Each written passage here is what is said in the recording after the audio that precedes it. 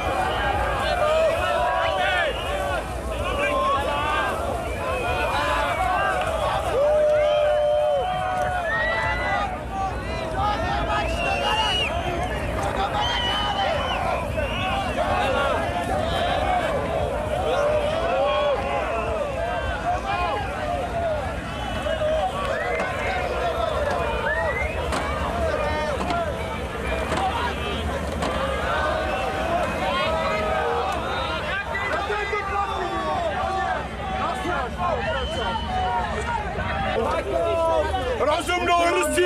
Kluci, běžte domů! Zajďte na ně!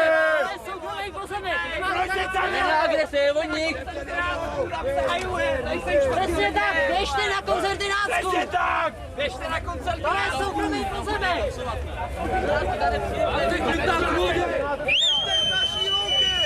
Běžte z naší louky!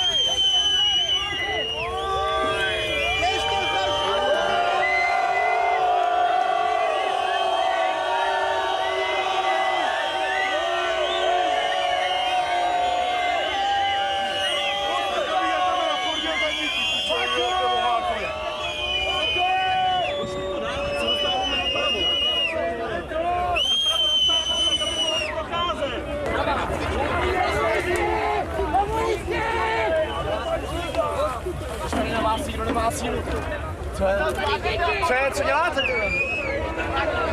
Ale v pondělí, v úterý budou všichni pryč a co jako? Proč jste se vůbec chodili, ty? Proč?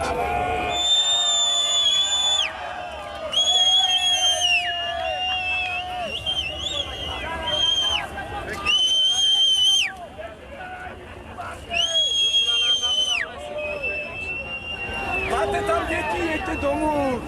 Serte na to, jeďte domů. Je pozemek, který je pro nás klidně může, tam nesmíte. Můžete uvolnit plochu pouze tam, kde jsou lidi na cizích pozemcích, který pro nás nejsou.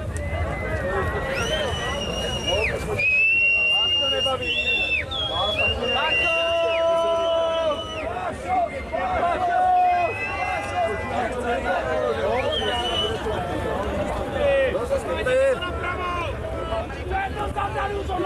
Rozestupy!